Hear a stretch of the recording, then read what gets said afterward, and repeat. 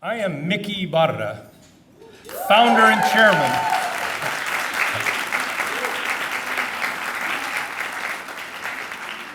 of the Latino Leaders Network, host of the Latino Leaders Luncheon series, and today we convene the 69th event of this series, the first time in New York City.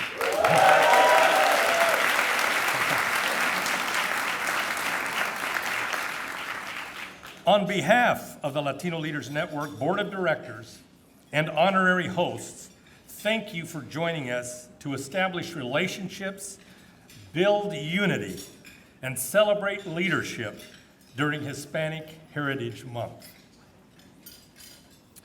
Now, while this month,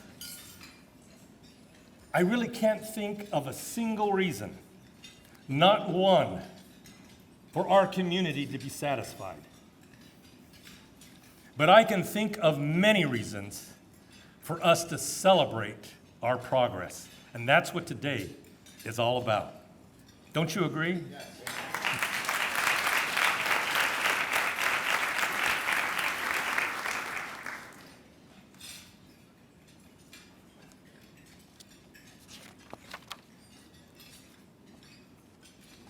On behalf of our board of directors and honorary hosts, I do want to thank all of you for joining us to celebrate leadership. Reverend Samaris Gross of the Evangelical Disciple of Jesus Christ will offer our invocation. Reverend Gross was born in the Dominican Republic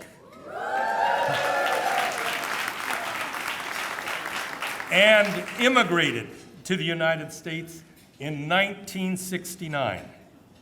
She is a leader and role model, often described as a world changer. I like being around world changers. Because of her positive impact on people and our community. Thank you, Reverend, for agreeing to start us off with prayer. Amen. Thank you for the honor. Thank you so very much. What a hard act to follow. But shall we just bow our head and talk to our Heavenly Father?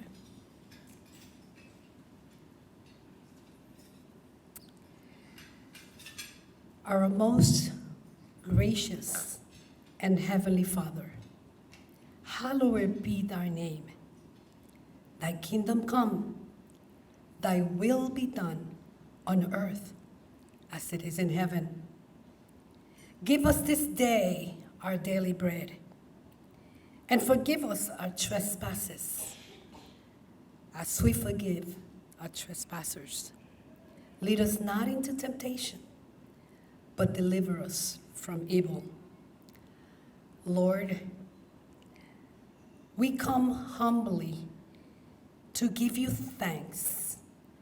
Firstly, for granting us the opportunity of gathering in this place. We ask you to continue to bless Honorable Mickey for providing the platform for Latino leaders to come together in one accord. People from different walks, different ethnicities, cultures, and languages, individuals that you have placed in strategic places and positions for such a time as this, in order to make a difference. Help us that even in spite of our differences, we can be a vessel of unity and peace. I wholeheartedly pray that in this perilous time, you protect and bless our families, our lives, our communities, our minds. Grant us a heart of wisdom that we might be able to count our days, lead and govern, guided by your mighty hands. I pray this in the mighty name of our Lord Jesus Christ. Amen. God bless you all.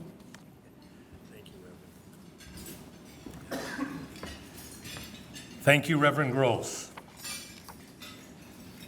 The mission of the Latino Leaders Network is bringing leaders together.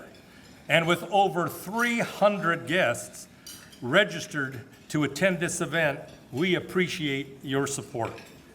And while every guest, I believe this to be true, every guest in this room deserves acknowledgement, we do want to take a moment to acknowledge our board members, honorary hosts, as well as a few other special guests that are not on our program. And each of you, by the way, have a program at your seat. However, to start, please join me in a moment of silence for a recipient of the Eagle Leadership Award in 2007 as a candidate for President of the United States. The Honorable Bill Richardson, who passed away on September 1st, former governor, Secretary of Energy, U.S. Ambassador to the United Nations, and a member of Congress. Please.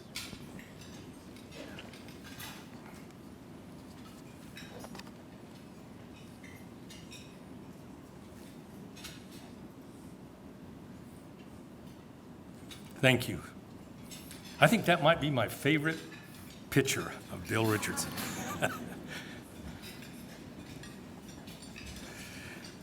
I want to acknowledge and thank two of our board members. We have a terrific board, 8 members strong from all across the country. 2 of them have been able to join us today. First, Ruben Alvarez of Phoenix. Ruben.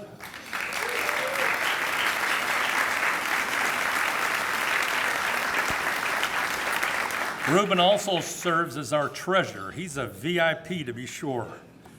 And also Ken Trujillo of Philadelphia, who's also a sponsor. Ken?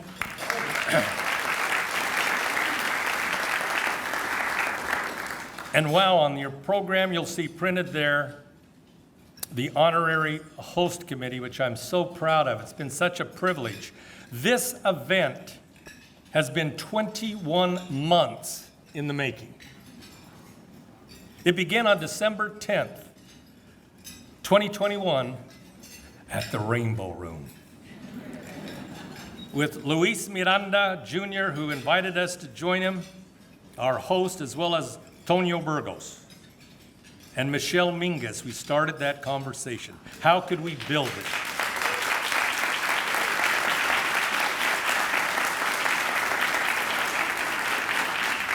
And in addition to Michelle and Tonio, I want to thank and Luis Miranda. I also want to thank Tony Plana, also an honorary host. Where are you, Tony?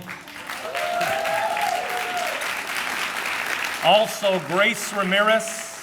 Grace has been terrific.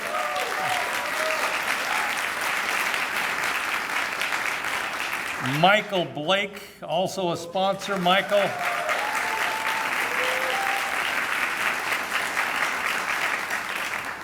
Daisy Auger Dominguez. Daisy. And Helen Artiega Landaverde. Yeah.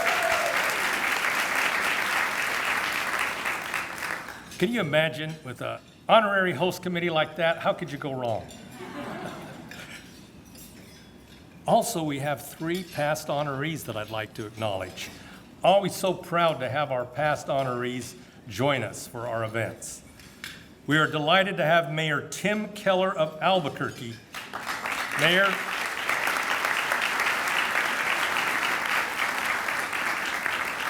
who was the recipient in 2022 of the Antonio Villaraigosa Leadership Award, which is presented to a mayor that's doing right by our community, namely including us.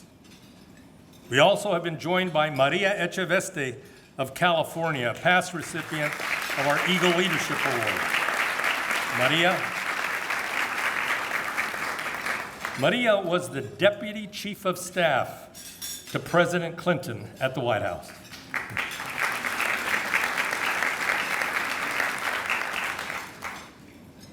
We also have Tony Plana, again, a past Eagle Leadership Award recipient. Tony, Thank you for being here again. Now we have several elected officials that I want to acknowledge as well. Lieutenant Governor Sabina Matos, the Lieutenant Governor of Rhode Island, has joined us.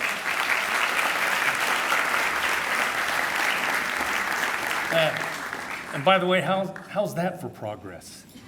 Lieutenant Sabina Matos, a proud Dominican American.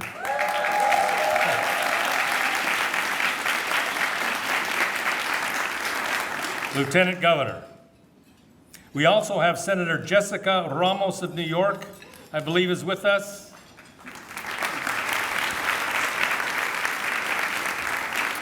Assembly Member Catalina Cruz.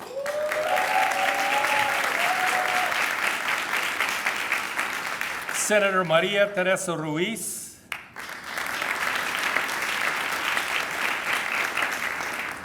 I'm looking around, I haven't seen him yet, but I'm so pleased. Junior Maldonado. Is Junior right here? There. Junior Maldonado, the county clerk of Hudson County, and moreover, the president of NALEO, the National Association of Latino Elected Officials.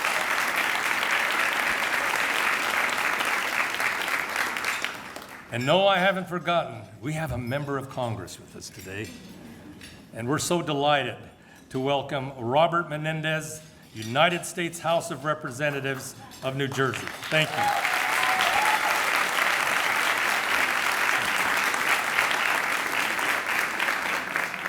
Delighted also to be joined by Mayor Maria Rivera of Central Falls. Mayor. And those of you who don't know your geography, Central Falls, Rhode Island. Okay? And finally, another terrific elected official who I believe I first met in Columbus during our summer tribute to mayors, Mayor Matt Turk of Allentown, Pennsylvania.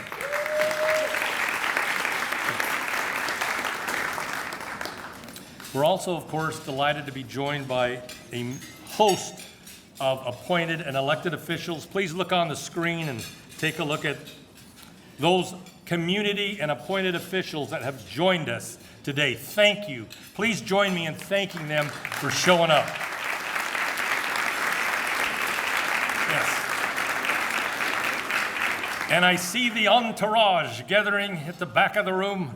Please join me in welcoming the Honorable Miguel Cardona, Secretary of the United States Department of Education.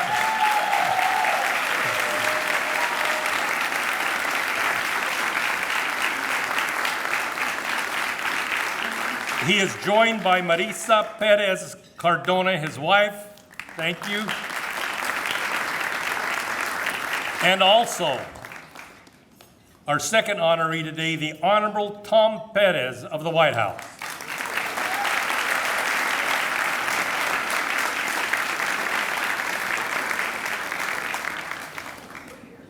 Thank you, Mr. Secretary. Thank you, Tom, for joining us today. Mr. Secretary, you draw a pretty big crowd. Thank you. We also are joined by a very special guest, the Ambassador of Mongolia to the United States and to Mexico, Ambassador Batbayar.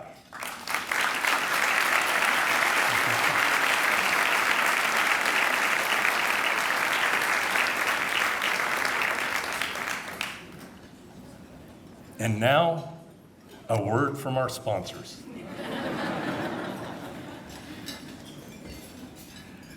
The Latino Leaders Luncheon series is made possible because of the generous support of good corporate partners. And we have an outstanding group of both national and local partners here with us today. First, Chevron is our premier sponsor, not only in New York City, but previously in Sacramento this year, and we have one more luncheon this year in Los Angeles. Chevron, the premier sponsor, delighted to be joined by Henry Perea, who is our champion at Chevron. Henry.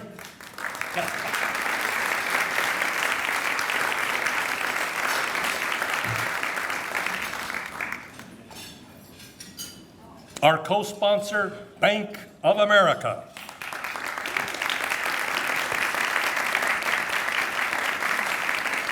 I want to thank Angie Garcia Lathrop of Bank of America in Washington, who is our primary contact and champion there. Bank of America, once again, is the co-sponsor not only today, but previously in Sacramento, and will follow in Los Angeles. So Bank of America has been terrific, and we thank them. We'd also like to welcome Patricia Pacheco de Baez, who is the Managing Director and Private Bank Market Leader, who will deliver sponsor remarks for Bank of America. Okay, Patricia?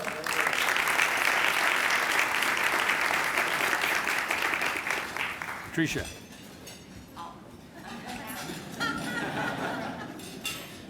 It's your turn. It's your turn. Thank you very much. Thank you, Mickey. Thank you. Buenas tardes. Thank you very much, Nikki. Buenas tardes a todos. Like Mickey mentioned, I'm Patricia Pacheco, Managing Director in Private Bank, New York City Division. I also have the great honor to be the co-chair of the Hispanic Latino Executive Council at Bank of America. And it is such a pleasure as well to be today with all of you, with my colleagues here at Bank of America table. Guys, give it a round of applause. It is an honor for all of us to be here at the 69th Latino Leaders Network Luncheon and Awards Program. A sincere thank to you, Mickey, for bringing the luncheon to my beautiful city and the financial center of the world, New York City. So on behalf of our 12,000 teammates in the city of New York, I also have the distinct honor of congratulating today's award winners, Secretary Miguel Cardona and the Honorable Tom Perez. Thank you. Thank you for your leadership. Thank you for your contributions, not just with your current role, but for everything you've done for so many years for all of us in this room and in our community. We at Bank of America are proud to continue our decade-long partnership with the Latino Leaders Network, supporting efforts to connect leaders across industry, government, and public service. This partnership is particularly meaningful to me. I believe deeply in the power of networks, especially Latino networks. Through my entire career, I have benefited from being uplifted by mentors, sponsors, colleagues, and peers, who many of us grouped together on the ranks of corporate America, and who I now consider some of my best friends and trusted advisors, and of course, friends. And many of you are here today. I know firsthand the importance of a strong network, who lift each other up and support one another. I'm obsessed with the idea that as a Latino community, we must work collectively to continue open doors, lift each other up, and push forward the agenda of the Hispanic Latino causes in all our respective industries. I've been able to do this work through the 22 years of my banking career through the different companies, but especially here at Bank of America the past 8 years, through the employee resource groups and the different councils which I have represented. As I mentioned, I'm the co-chair of the Hispanic Latino Executive Council, which is one of my biggest honors of my life. We're very focused, and our mission is very simple: to drive Latino representation, increase the Latino representation at our bank, drive responsible growth and social responsibility. Just to give you a quick stat, the past 10 years, Bank of America has been very focused in walking the talk in driving Latino representation. We have doubled our managing directors levels from 150 to 300, more than 300 managing directors. That's the highest numbers in the industry right now.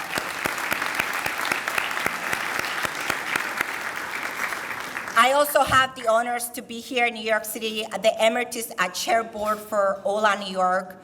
And that chapter is more than 2,500 members, employees, who are committed in making a difference at a local level through volunteer work. And through the enterprise, OLA Enterprise, more than 25,000 employees are part of this network. And all we do is help one another and give back to the community. At Bank of America, we definitely recognize the power of our people. We recognize the power of diversity, and definitely we recognize the power of the Latino Hispanic community. Nearly 20% of the US population, of the workforce population, Bank of America, it's Latino Hispanic.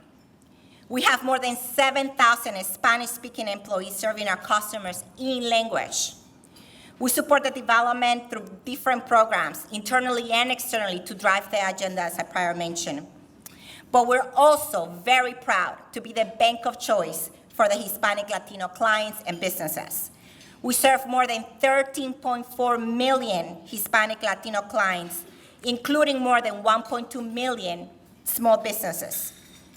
Nearly 1 of every 3 checking accounts is opened by Hispanic Latinos at Bank of America.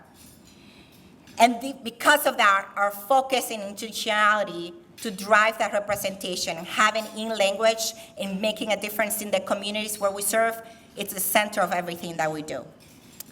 So, to conclude, the business, the organizations, the government officials who are represented in this room, we all play a critical role to lift one another, lift our community.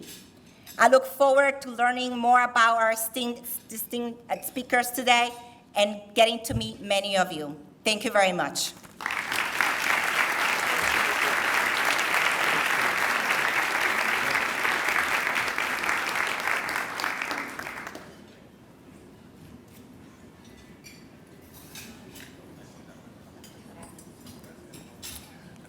All of us here are in the people business. And you all enjoyed the network reception in the Grand Hall, courtesy of Peter Mendez of First SOS Staffing and Luis Miranda Jr. of the Miranda Family Fund. So let's give it up for our 2 network reception sponsors. Thank you. Thank you, Luis, and thank you, Peter. The most dapper man in the room, right here.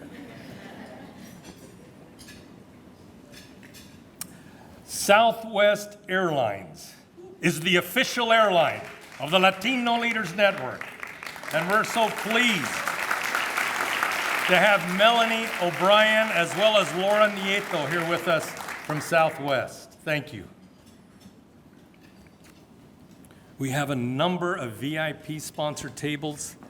They're going to be projected, their logos on the big screens here, but I just want to mention Verizon, HDR, Chamberlain Law, Tonio Burgos, Atlas Strategy Group, Elmhurst Hospital, Young Woo Associates, Vera Mobility, Macquarie Group, and Sentry. Thank you very much.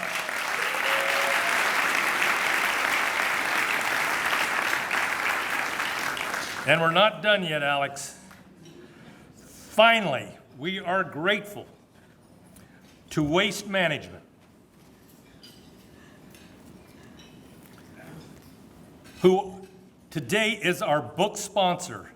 Each of you have been provided a copy of our book, Latino Leaders Speak, and a companion curriculum guide produced by the California Global Education Project.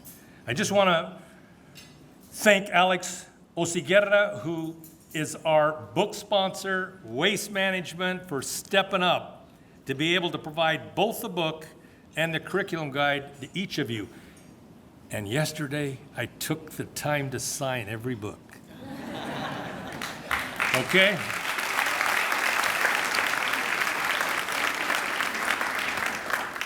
We're also joined, I want to mention this. If you take a look at your book, you'll see there are co-editors, Mickey Ibarra and Maria Perez Brown. And I'm pleased that Maria Perez Brown is also here.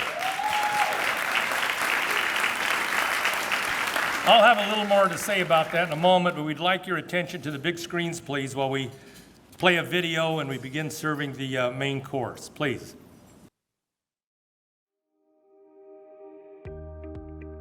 About every 90 days, all the leaders in this room and across the country, we need to come together. Our personal stories unite us. They remind us of our responsibility to be good to each other. We grew up with a mother who instilled in us this sense that we could achieve, that we should dream big, and that people of all different backgrounds had something to contribute to the forward progress of our nation. Telling our stories is an important community and public service, and now these stories are compiled in one book, Latino Leaders Speak. Now is the time to make sure we get this book into everyone's hands who can share it with a young person. Make sure that it is accessible in every network that we have so that generations will have this for years to come. More and more of America's school children are Latino, 25% nationwide and growing fast. There is a need for Latino role models, inspiring heroes, and outstanding leaders in the classroom. The Latino Leaders Network and the California Global Education Project have partnered to make a unique curriculum guide. It will engage students to learn about the powerful stories of Latino leaders in contemporary society. These stories inspire us to be better members of our community, of our nation, and the world. Our goal is to inspire the next generation of leaders from high school to early college. Help us get the word out to educators. Let them know of this valuable new resource. Urge them to get it into our classrooms, and it's all free of charge. Those who are Latino, those of you who might be Latino curious, and everybody else, these convenings have fulfilled a role in our lives. You know, others may try to tear us down. What we need to be dedicated to is building each other up. Don't you agree?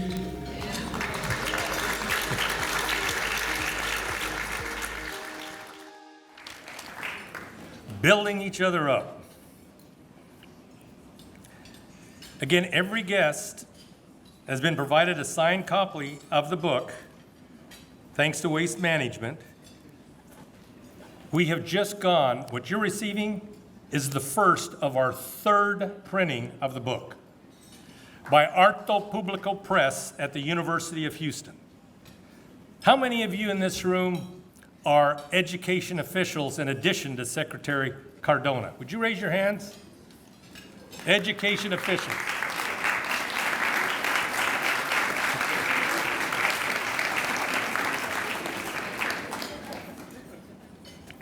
I'd like to invite Secretary Cardona, as well as all of our education officials and all of our guests. This is the beginning of Hispanic Heritage Month, and what you are going to walk away with today is a book that contains the stories of 37 leaders that delivered keynote remarks at this very event previously.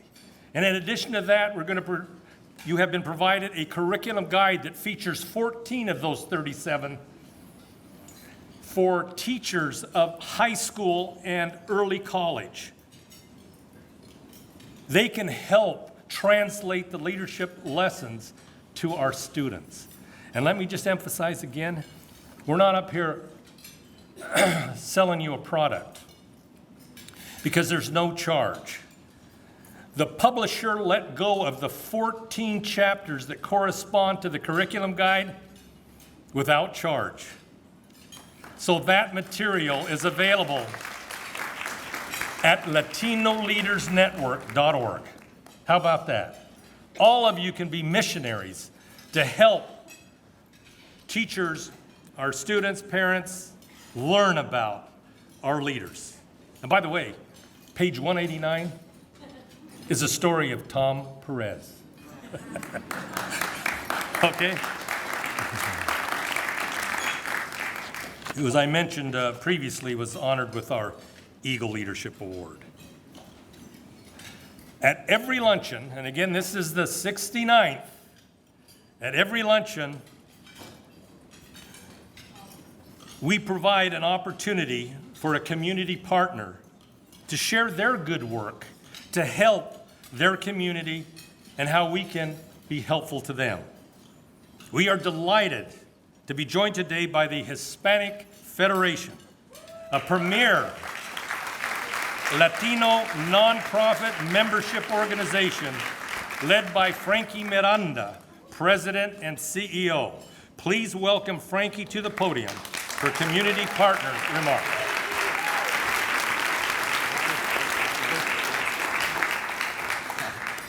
Thank you. Thank you so much, Miki, and thank you so much to everybody here in this room, so many friends, and of course to our honorees, Secretary Cardona and Honorable Tom Perez. Gracias por la amistad, por la confianza. Thank you for everything that you're doing for our community. And thank you so much for bringing this amazing event to New York City. We are so, so happy. Buenas tardes a todos. I am delighted to speak to you about the exciting work of the Hispanic Federation, a member organization that I have the honor to represent. My tenure started just a few weeks before the pandemic, so I consider myself a pandemic president, so being here is such an honor to be in front of people and not be in a Zoom call. For more than 3 decades now, the Hispanic Federation has worked with hundreds of grassroots community-based organizations to build a network of care and support for Latino children, seniors, workers, and families. In 1990, we were founded by community. A handful of organizations and their leaders came together to create an organization that will advocate for their interests, create a strong network of New York City Latino nonprofits. And I'm very pleased that our founding president, Luis Miranda Jr., who is here, who is my mentor, is here with us today and has his fingers on everything, his fingerprints on everything around this event. Thank you, Luis. I only hope that I can continue the legacy that you have started. You have been one of our greatest champions, you, Lin-Manuel, the Miranda family. Thank you for your trust and for everything that you do. And if you ask him, I dare to say that even Luis couldn't have imagined how successful the Hispanic Federation, which was then a small network focused mainly on serving nonprofits in New York City, what it has become. Today, the Hispanic Federation is one of the largest national Latino organizations in the nation, with a network of more of 600 partners organizations with programs running in 40 states, Puerto Rico, and the District of Columbia. But we're still headquartered in New York City, right across the street from the Stock Exchange, and with offices in several states, and we continue to do public policy from our office in Washington, D.C., where we continue to advocate for the Latino community and carry out national initiatives in the areas of education, health, immigration, civic engagement, economic empowerment, and protecting our environment. These past years have been one of crisis on top of another, exacerbated by 1 in 100-year pandemic. But the fact is, just like the Latino Leaders Network, we have long been steeped in addressing seemingly impossible challenges through coalition building and by bringing diverse sectors and leaders together. Which leads me to my ask for all of you here today. We are right to celebrate the incredible accomplishments of our work together, but still, we have a long way to go. Whether working for better educational opportunities for our children, fighting for universal health access and equity, creating greater economic opportunities for our workers and entrepreneurs, fighting for social justice, for equality, for our communities, for those who are newly arrived. So I ask you for your help to build that better future that we know our communities need and deserve. Together, we can accomplish great things but we will need your help to get this job done. Miki, thank you again for featuring the Hispanic Federation today. We're delighted to partner with you to build and celebrate leadership in our community, and we hope that this is the first of many, many more Latino leadership luncheons here in New York City. Muchas gracias.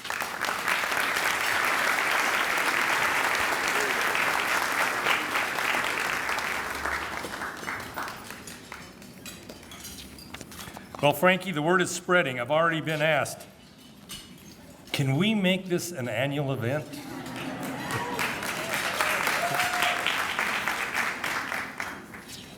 And now, to honor two extraordinary leaders of our community, reasons to celebrate. Periodically, only periodically, the Chairman's Award is presented to an outstanding leader and advocate for our community who has established an extraordinary record of achievement. Today, we present the Chairman's Award for only the 13th time. Remember, this is the 69th event of the series. To the Honorable Tom Perez, former local elected official. And by the way, I'm going to stop right there. It's a good reminder.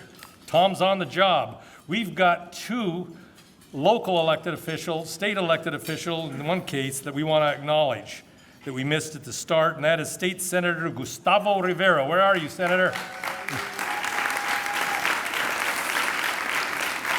And also Orange County, Florida, property appraiser Amy Mercado. Amy, where are you at? Okay. Thank you.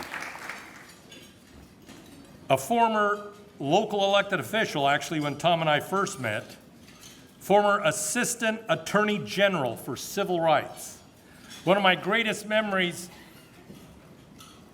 in Washington, and I've got a lot of them. Tom Perez, Assistant Attorney General for Civil Rights of the United States of America, who invited me to his office for a visit. I did not realize that Tom occupied the office once occupied by J. Edgar Hoover. Well, Tom, I'm not sure everyone knows who J. Edgar Hoover is here. But at any rate, former chairman of the National Democratic Committee, former secretary of the Department of Labor, and today, senior advisor and assistant to the president for intergovernmental affairs at the White House, something that I know a little bit about, and I know Ruben Barales knows a little bit about too, who's here with us. So I want to add that Tom was honored with our Eagle Leadership Award a decade ago, and his remarks are included in our book. Tom's story is a story of immigrants coming to America looking for a better life. His parents were born in the Dominican Republic.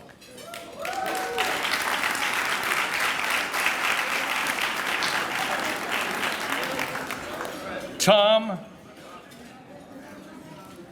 was raised with his family in Buffalo. Having enjoyed his friendship for many years, it gives me great pleasure on behalf of the Latino Leaders Network to present the Honorable Tom Perez with our Chairman's Award for his outstanding public service to our country and to our Latino community. Tom?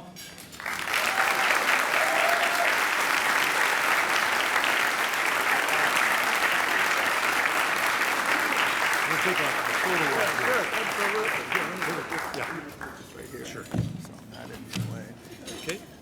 Oh, you know what? I'll just put it right here. Okay. Sure, let's move over here so we're out of it.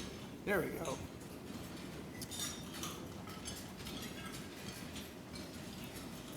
Awesome. Thank you, my friend. I'll keep it for you. Thank you. Tom Perez. You do that all right? You can move these. No, go ahead. Buenas tardes. Thank you so much. Can we give it up for Mickey Ibarra, por favor? You know, you meet people in life every so often where you say, if you don't like so-and-so, it's your fault. If you don't like Mickey Ibarra, it's your fault. Because Mickey's always been there. You've been there for me. You've been there for everyone. And I remember meeting you in the office that used to be occupied by J. Edgar Hoover. You can come to my current office, which was most recently occupied by Ivanka Trump. I'm not making that up, okay? I'm just pointing out a fact, okay? What can I say? And we're going to have a separate table of everybody with the surname Perez in a moment, including mi prima, la esposa de Secretary Cardona, Marisa Perez. Okay? So prima, I'm glad you're here.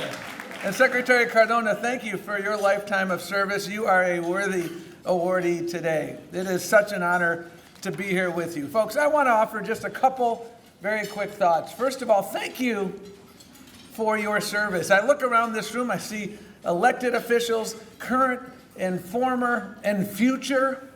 I see business leaders, I see nonprofit leaders. Frankie, thank you for your dogged leadership. Frankie Miranda and I have been talking a lot lately because there's a lot going on, which I'll get to in a moment. And thank you to all of you for what you do day in and day out. It is so critically important. Two quick observations, and then I will be seated. Number one, life is about understanding the moment. This is a moment of grave peril on one hand. Hey, Sid, otro dominicano. We ain't half the room for the dominicanos aquí. Ay, ay, ay. Lo siento. You know, this is truly a moment of grave peril. But at the same time, we can't lose sight of the fact that this is a moment of remarkable opportunity.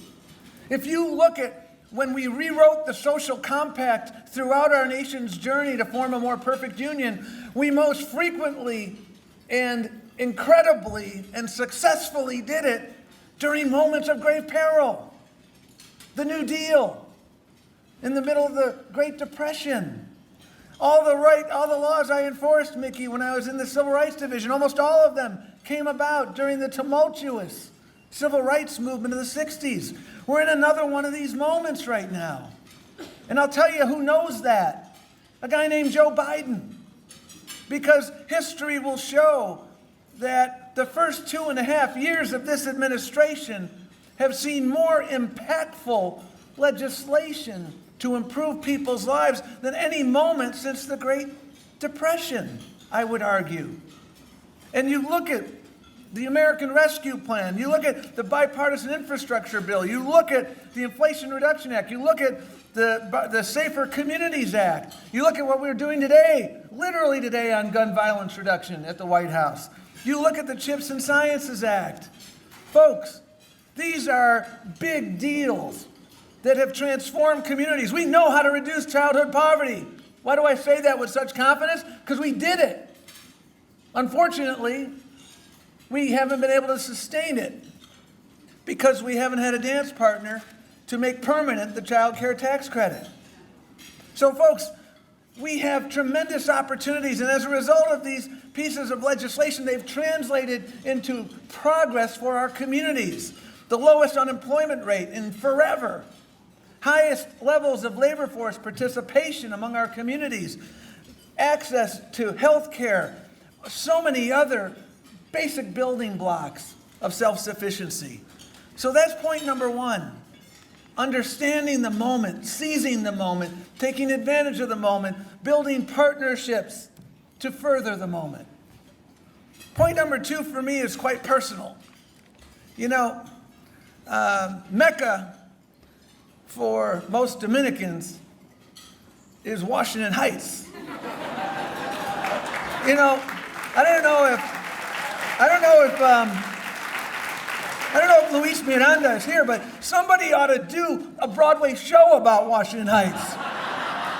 If you haven't thought about that yet, Luis, I invite you to think about that, and anyone in your family. But for my family, in all seriousness, you know, they came here almost 90 years ago. They came here because they got kicked out. There was a brutal dictator, se llamó Trujillo. And when my grandfather spoke out, he was kicked out. And they came to this country. This country gave us opportunity.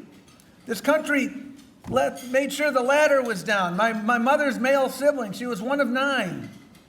And her male siblings all fought with pride and honor as legal immigrants in the U.S. Army as part of America's greatest generation. My father served with pride as a legal immigrant in the U.S. Army. Dos hermanos nacieron en Mayagüez porque estaba en el U.S. Army en Baserami.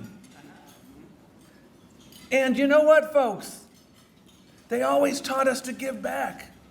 Immigrants have always been what has made America great. And you know what? The thing to remember is, historically, immigration and immigrant rights has been a bipartisan issue. You know, in his last speech as president, a guy named Ronald Reagan, on January 19th, 1989, said the following. He said, immigrants are, quote, one of the most important sources of America's greatness. We lead the world, he said, because unique among nations, we draw our people and our strength from every country and every corner of the world. And by doing so, we continuously renew and enrich our nation.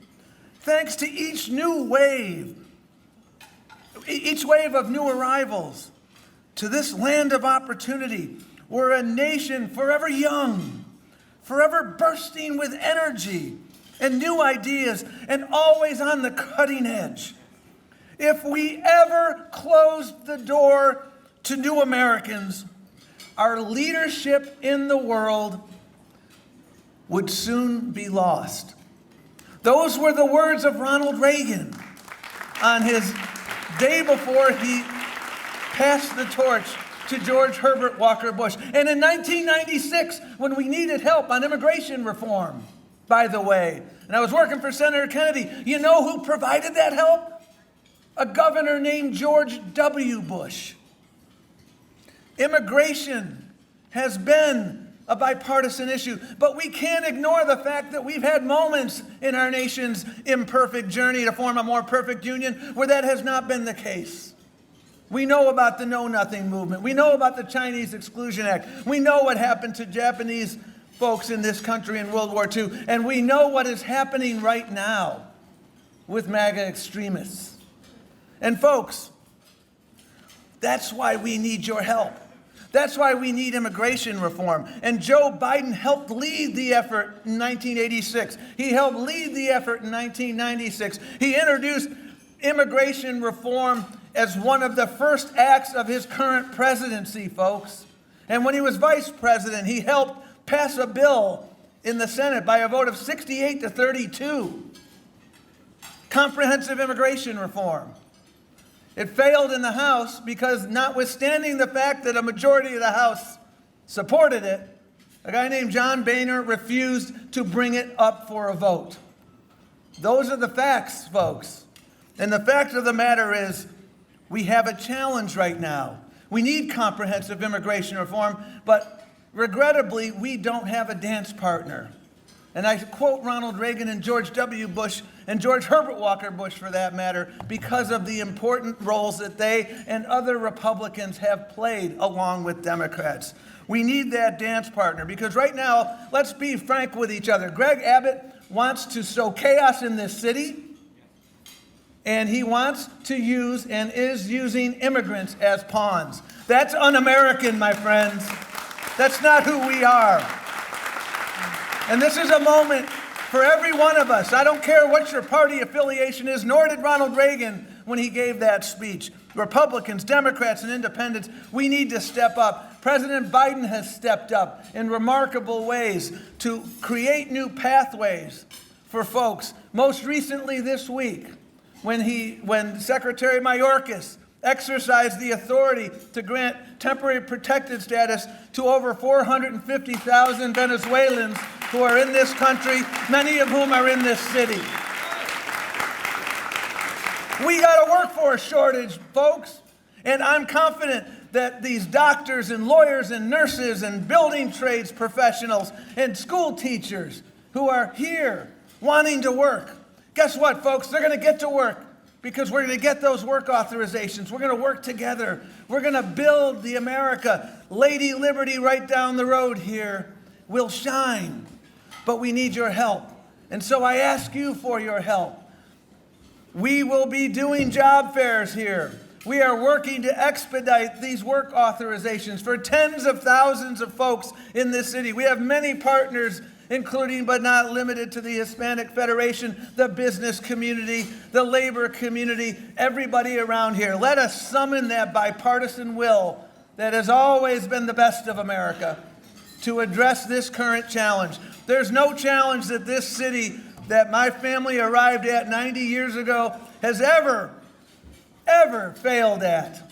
And this is another challenge that we will succeed at. So, Mickey, thank you for allowing me to say a few words. Secretary Cardona, felicidades. And to all of us, let's get to work on this together because we can do this and we will do this.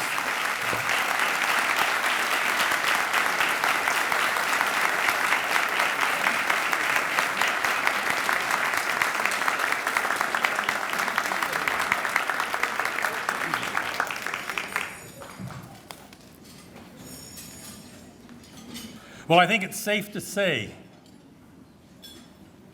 the Latino community has an advocate in the West Wing of the White House in Tom Perez.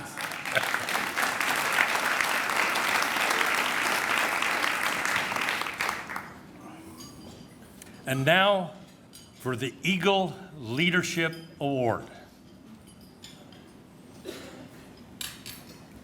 To introduce our keynote speaker, an Eagle Leadership Award honoree, we are delighted to be joined by Linda Lopez, Emmy Award-winning journalist and the midday news anchor of New York's 1010 Wins, a New York native and resident of the Bronx. Along with her famous sister. Linda has established a distinguished career in television news and is also the author of AOC, The Fearless Rise and Powerful Resonance of Alexandria Ocasio-Cortez. Linda served as a senior communications advisor to Secretary Cardona at the U.S. Department of Education. Who better to introduce our keynote speaker than Linda Lopez? Please join us.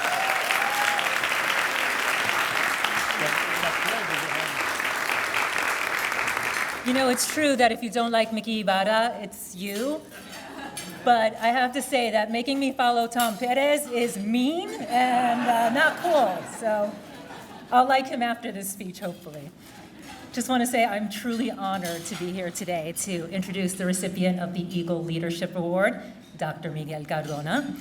I had the distinct privilege, as Mickey was just saying, of working with Secretary Cardona as a senior advisor. But right before that, I was a local journalist here in New York. And I remember very clearly the day that it was announced that President Biden had tapped him to be U.S. Secretary of Education. Though my reporting remained neutral and my journalistic integrity was intact, I really can't explain the pride and the excitement that I felt knowing that a Boricua from my hometown was going to Washington, D.C. to lead our educational system. Okay, actually, he grew up in Connecticut and I am from the Bronx, but we know all the locals, tri-state, right? Tri-state area, it's exactly the same thing. And I knew that his appointment was meaningful to me, but I also knew what it meant to so many others, particularly the tri-state, to have one of our own go to Washington to lead such an important agency, one that impacts our youth and generations to come. And then to meet him, know him, learn his own story, being raised in a Spanish-speaking household, learning English as a young child in school, sitting there as a child with students who understood everything but didn't understand him, that hit close to home for me. His story is not unlike so many others in this room. It reminded me of my parents and the stories that they told us about their struggle, coming to the Big Apple from Puerto Rico, sitting in school as 5 and 6-year-olds, and not understanding a single word. It was a trauma that affected my parents, explaining why they refused to speak Spanish around my siblings and I. They wanted to make sure that their children knew perfect English. That's what they thought was best for us. But now we're here today, and I can't help but feel a little bit robbed because our culture and our native language was not embraced. How times and educators have changed. Because when my parents were in school, educators weren't thinking about multilingualism, much less seeing a Secretary of Education who made it a priority to reimagine a more equitable education system. Secretary Cardona has made it his mission to make sure that bilingualism is a focus in the academic institutions of our nation, that every student can feel that they can be exactly who they are in front of anyone, in any place, in any circumstance, and never feel like they don't belong. In fact, he's made it his mission that students know that their language and their Latinidad, if they're Hispanic, is their superpower. And by the way, if that had been his only goal, that would have been enough, but it wasn't. His experience attending a technical high school and learning a trade made him acutely aware that for so many communities and for many students, college is not an option, or maybe not the best option. So his empathy and his understanding made him focus on making sure every student also understands there's a path, a big, bright, successful future for them, even if that path looks like nobody else's. I could stand here and rattle off so many other accomplishments about his work and the work of the department, the unprecedented student loan forgiveness, investing in mental health programs for students, historic investments in Hispanic-serving institutions. But yes, William Patterson in the house. But instead, I'll let you in on a little secret. Miguel Cardona is competitive, and he likes a party. The secretary entrusted me to lead the planning for our Hispanic Heritage Month celebration while I was at the department. And I remember the first thing that happened was I got a phone call from him. He was like, Linda, we need to have the best Hispanic heritage party that any department has ever had, okay? And everyone needs to be talking about our event. He wanted something memorable, so no pressure, but this wasn't just about a party. It was about showcasing our culture and our community and lifting them up. So we filled the program with beautiful Latino student artists, musicians, food, even a salsa lesson. We had the Mark Anthony and the Celia Cruz and the Jerry Rivera, El Gran Combo was like blasting from all the corners. Because, oh, did I mention Mark Anthony? Because maybe you've heard that nobody loves Mark more than the secretary. So to end, I thought it would be appropriate to say some of Mark's lyrics from Vivir mi vida. Voy a vivir el momento para entender el destino. Voy a escuchar en silencio para encontrar el camino.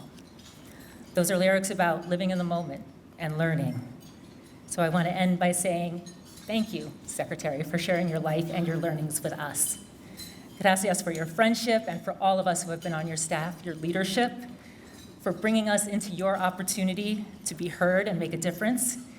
And thank you for always wanting to uplift us and to make sure we knew we deserved to be there and have a seat at the table, whether it was in a classroom in Connecticut or at the White House. Felicidades on this incredibly well-deserved distinction.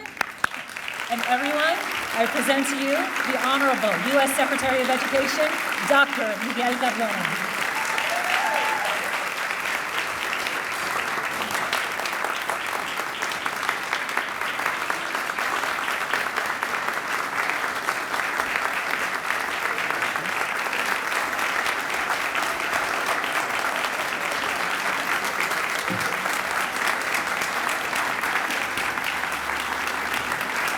Thank you. Thank you. Thank you. I promise you I have more than one suit.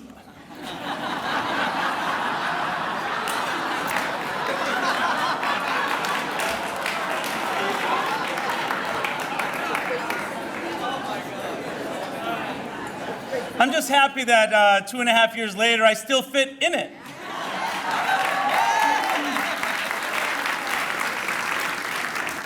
In full transparency, I have an amazing seamstress.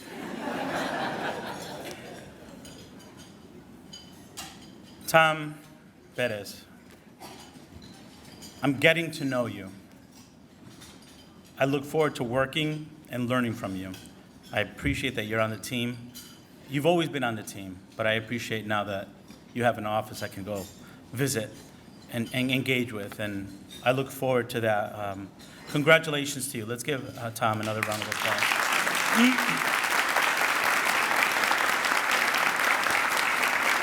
You know, we have a lot in common. However, one of the biggest differences is that as a Boricua, my guido is a vegetable. His guido is made of metal. And I want to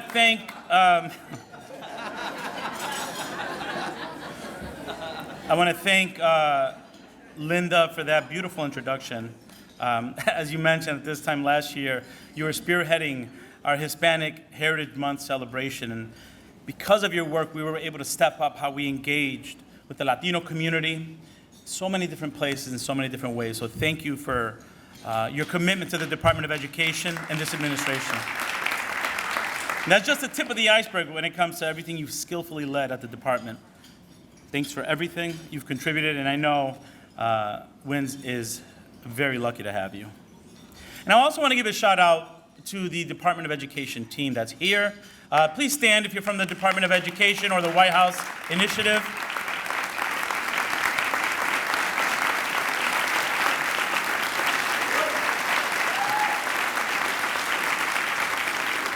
Their commitment to our mission is just as great as mine, and I want to acknowledge them and thank them for what they've done. And thank you to Mickey Ibarra for all you do for the Latino Leaders Network. It really, you know, I meet people in this position that will undoubtedly have an impact on the rest of my life. And Mickey, you're one of those. Y tiene una voz de locutor. I could listen to him all day. I love it. I love it. ¿No que sí?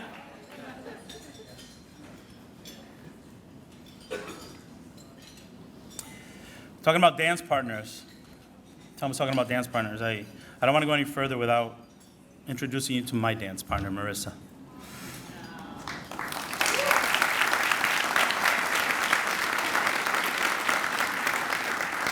I couldn't do what I do, couldn't be who I am, couldn't have the beautiful family I have if it weren't for the dedication and commitment of Marissa and her,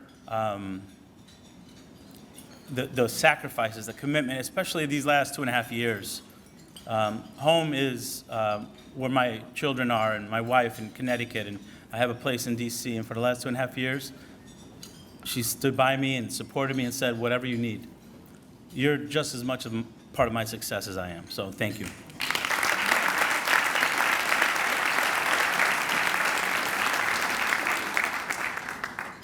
So this award is ours, baby. You can carry it on the train back if you want. Quiero empezar with a story that I think captures what mi identidad latina means to me. It's a story about when President Biden called me to offer me the job of Secretary of Education. At the time, I was the Commissioner of Education in Connecticut and was working from my basement trying to reopen schools. You remember that time, right? That's when we wore like half suits, right? No pantalones, right? Because the Zoom couldn't catch it. So we had shorts with suits. I had a chaqueta and a tie. That's all that mattered. I wasn't alone, though, because at the height of the pandemic, as many of you remember, many of us worked from home. My wife was home, and my children, teenagers, were upstairs doing hybrid learning, right? They would go to school some days and stay home some days. My son at the time was 16 years old, and my daughter was 14.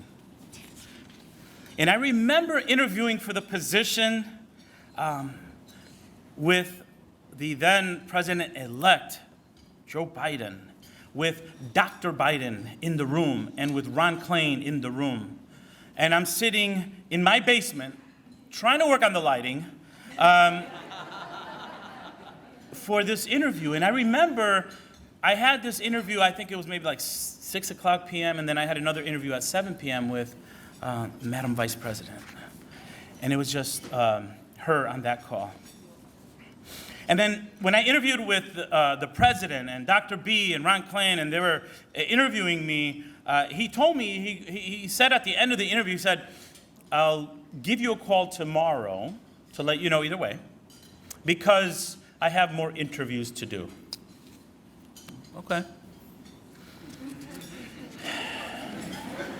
But no, really, for me it was like, look, I was just honored to have an opportunity to interview with President Biden, Vice President Harris. And, you know, I was doing that thing that we all do sometimes on the phone, just taking screenshots without letting anyone know. I had proof, I had receipts.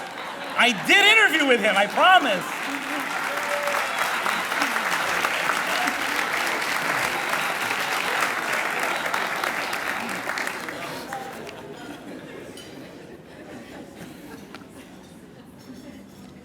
So he told me he's going to call me the next day at 11 o'clock. And the next day at 11 o'clock, I get the call. I get the call, and if anyone knows our great president, he called at 11 o'clock. It was on time. And I was like, wow, this is the real deal. So I ran upstairs with the phone in hand because I knew my family was in the kitchen and they knew what was going down. When one of us struggles, we all struggle. When one of us succeeds, we all succeed. So that call was going to be taken with my family. I put the phone on speaker. I had my arms stretched out. I didn't have this suit on, but I had another one on. I had my arms stretched out, and I had my wife in my left hand, and I had my kids in my right hand. And the phone was on speaker. I said, lo que Dios diga. Lo que Dios diga. He talked for a while about what his vision is for our country.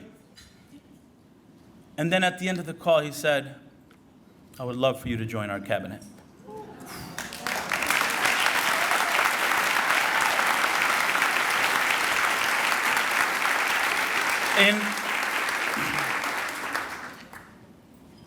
Y yo empecé a llorar como un bobo. Trying to keep it together like I am now, you know? Because we as a family accepted that honor. We accepted this privilege of serving at the highest level in education. And it hit me. It hit me that I'm accepting this on behalf of those who gave up so much so that I could have this opportunity. The weight that I carried there to say, my gosh, I get to be the one to represent the struggles of those that came before me and serve as Secretary of Education. Here's the thing that stood out to me, though. The president had faith in me because of who I am, not in spite of it. It wasn't that being Latino or a Spanish speaker or a first-generation college student from an economically disadvantaged community were deficits I overcame to qualify for this role. These things were assets, superpowers that gave me a unique perspective on the way education can open doors if we do right by our students. My experience being bilingual and bicultural reflected the students' and educators' voices that we needed in Washington, D.C. Now, when I walk into the White House to advise the president on education, it's those same superpowers that give me the confidence to do so. So to all our amazing Latino leaders here today, your bilingualism and your biculturalism are your superpowers.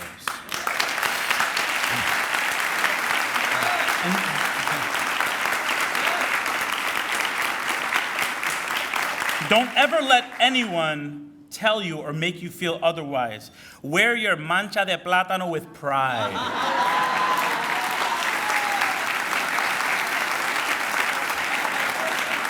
I know with all the accomplishments in this room, you already know that. But for too many Latinos like us, we grew up with the oppressive weight of the ay bendito effect. You know the ay bendito effect, right? Instead of being held to high expectations, we're pitied. Ay, pobrecito. As long as they just behave, que se quedan quietos, they'll be okay. We'll pass them. Instead of getting the supports we need to be successful, we're given understaffed, under-resourced programs and told to work with what we got. Ay bendito. None of us would have gotten where we are today if we let those low expectations define us. We knew that we had giants that came before us that sacrificed way too much for us to settle for low expectations. We defied those expectations. We set high goals for ourselves, and we let the sacrifices of our families past fuel our drive to succeed into the future for ourselves, but also for the generations to come.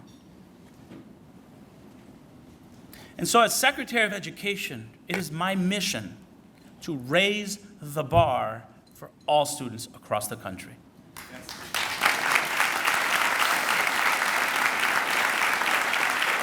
It's my goal to ensure that my experience is the rule, not the exception.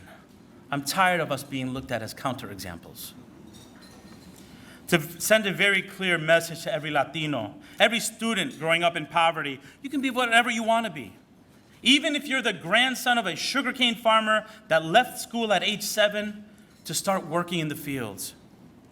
That sometimes it's because of that adversity and perseverance that you are the best candidate, not in spite of it. Yo siempre digo, I'm as American as apple pie and rice and beans.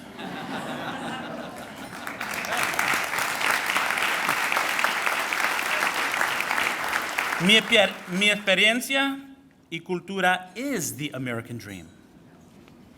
I am living the American dream. And it's because of my family, both the family that my wife Marissa and I built, but also the generations before us. I'm here because my grandparents took a chance trading the paradise of Puerto Rico for the projects of Connecticut so that the next generations can rise. Because my father sacrificed for his 3 kids, doing whatever he needed to do to get us into the middle class and dedicating a 31-year career to the local police department as a police officer.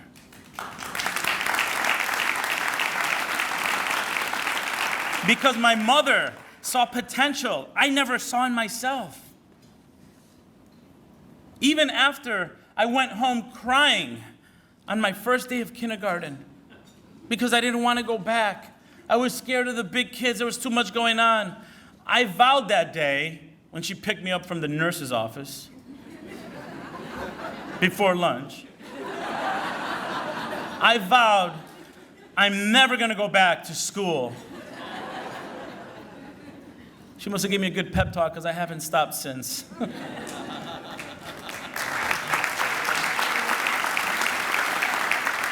Look, we are a culmination of those who came before us. Their sacrifices have lifted us. They've given us a confidence that we can succeed. And, you know, that was most evident in an experience that I had when I was in middle school. You see, up until 7th grade, I did end up going back in kindergarten. I went back. So then I made it to 7th grade, right? But when I'm in 7th grade, up until 7th grade, in school, I was called Michael. All throughout elementary school, middle school, I was Michael. But at home, I was Miguel. And I never really understood that. 7th grade, I went up to my mom and said, "Mom, what does it say on my birth certificate? Like, is it Michael? Is it Miguel?" She said, "No, it's Miguel." So I came up with a plan. True story. The next day, I went into the office in that middle school to tell the clerical staff to change my name back to Miguel on all of the paperwork. Yeah, I might have dropped Maldita sea. I might have dropped one or two of those. But look, my parents modeled being unapologetically you. It's the same pride in my cultura that had me playing Andrés Jiménez, Felipe Rodríguez, Los Condes, Eddie Santiago, and of course, Mark Anthony, on my playlist in the Department of Education. And I'll be very honest with you, to get hyped up for hearings on the Hill, I usually have salsa playing and I'm like getting myself ready because that's what I came up with. You know, going into the Capitol, listening to Los Condes or Trio Los Panchos, that's what motivates me because that's how I was raised. And I learned you don't change your stripes when you get different positions. You stay true to who you are.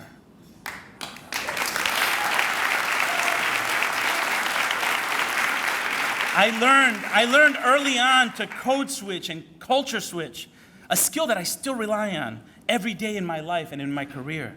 And that's what I'm talking about when I say that's a superpower. You all do the same, that culture switch, code switch. You know how to work the room. You know how to, right? You know what I'm talking about. The evidence is clear. Multilingualism and multiculturalism prepares us for success in careers, in relationships, and in life. But right now, only 20% of Americans can speak 2 or more languages. When you couple that with the pace of demand for multilingual employees, we have a mismatch, and one that we're fighting to fix at the Department of Education. And as part of our Raise the Bar strategy, we have a strategy to make America multilingual. We're investing in high-quality education for English learners while at the same time increasing access to dual language programs. As part of that effort, we're working to increase pathways for bilingual and multilingual educators so that students from every background and circumstance can see what they can be. In my career and in my life, I respect others' experiences while never, ever devaluing my own. And that last part is important. Because growing up, there were many times when I was the only Latino student in the classroom. My perspectives were no less important, no less valid. These moments were as challenging as they were transformative. They helped me build my confidence in my own identity, yes, but they also opened my eyes to the need for more Latino representation, especially in positions of leadership. Today, only 4% of executive-level positions are held by Hispanics, yet we make up approximately 27% of the students in school, and we make up 25% of our country's population. We're underrepresented as teachers, principals, superintendents. That's unacceptable. We need more leaders like all of you to show our kids what they can be. Because of our perspectives, nuestras experiencias, and our example, we matter. We make America stronger. So it's an honor to be here with all of you today, to honor the sacrifices of those who came before us, and to celebrate a future that we're building together. We will thrive together. From the barrio to the briefing room, we will thrive together. I want to thank you for this award. Y seguimos para adelante, siempre. Que Dios me lo bendiga.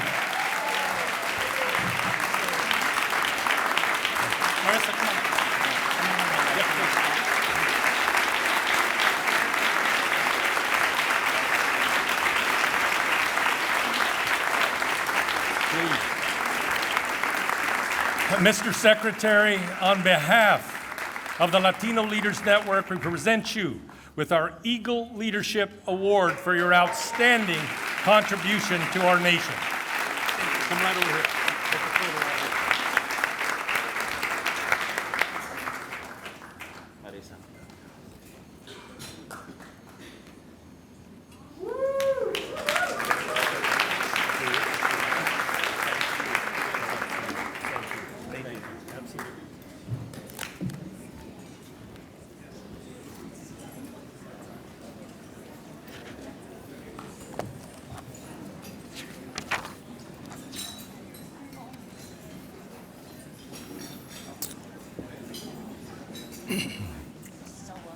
If you'll give me just another 2 minutes. Another 2 minutes. You know, we've been recognizing presidents from both parties today. I want to make another acknowledgement. We're so pleased today to be joined by Kevin Thurm, the CEO of the Clinton Foundation. Kevin?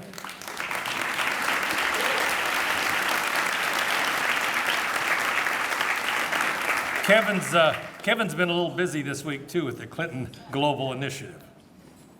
As you know, all of you in this room know, good events don't happen accidentally. They require good planning and even better execution. I want to thank the event team led by Jana Donaire. Jana, are you here in the room?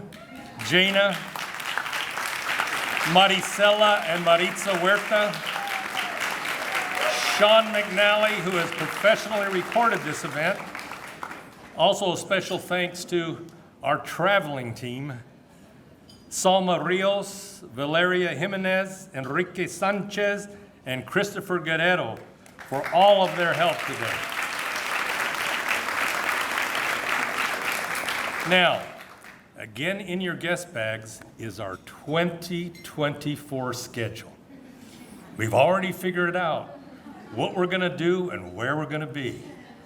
It includes, by the way, a very exciting convention series that happens only every 4 years. Milwaukee and Chicago, we're gonna be there. And I also want to mention that we have one final event remaining this year, and that will be November 16th in Los Angeles at the California Club. This now ends the 69th event of our Luncheon series. We start on time, we end on time, and we respect everybody's time. Okay? Thank you. Thank you. Thank you.